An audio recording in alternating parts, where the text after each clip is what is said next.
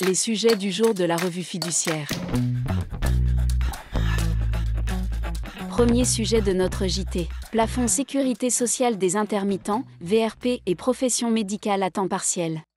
Le plafond appliqué en paye est calculé à partir de la valeur mensuelle du plafond de la sécurité sociale quelle que soit la périodicité de versement du salaire avec des proratas ou ajustements si nécessaire. Pour les salariés non mensualisés, le plafond est ajusté prorata temporis en fonction de la périodicité de la paye. Il n'y a pas à décomposer la période au regard des valeurs périodiques du plafond. L'administration prévoit des dérogations à la règle de l'inéligibilité à la réduction du plafond qui permettent de le proratiser.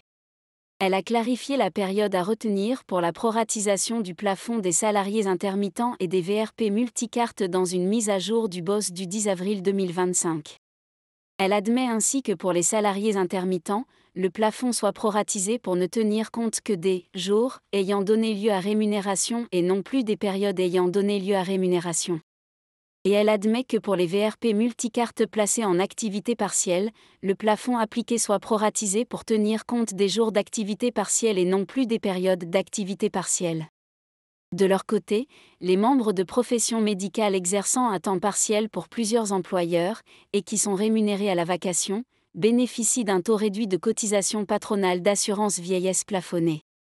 L'administration précise qu'ils ne sont pas non plus éligibles à la réduction de plafond.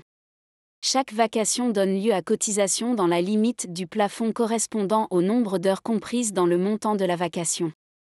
Par dérogation, en cas d'accord entre le professionnel de santé et la totalité ou une partie de ses employeurs, les cotisations peuvent être calculées, pour l'ensemble des employeurs intéressés, sur un plafond proportionnel déterminé au prorata des sommes versées par chacun d'eux. Les taux de cotisation du régime général des salariés sont alors intégralement applicables. Deuxième sujet de notre JT.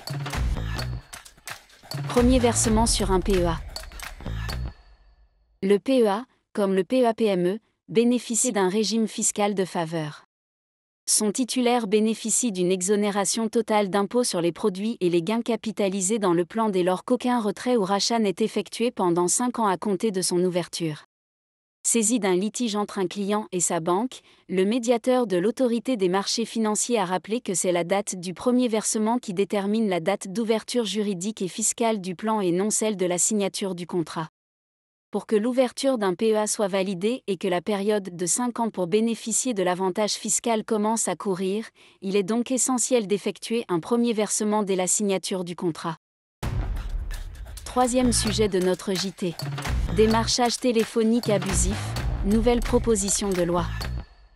Une proposition de loi pour un démarchage téléphonique consenti et une protection renforcée des consommateurs a été adoptée en deuxième lecture par l'Assemblée nationale le 6 mars 2025.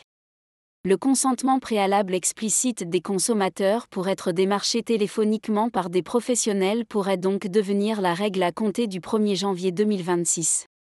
Actuellement, le consommateur qui ne souhaite pas faire l'objet de prospection commerciale par voie téléphonique peut s'inscrire sur une liste d'opposition comme Blocktel.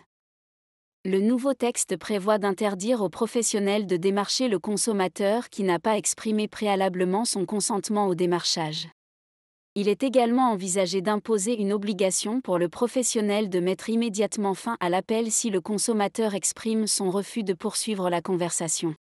Des exceptions pourraient cependant être prévues.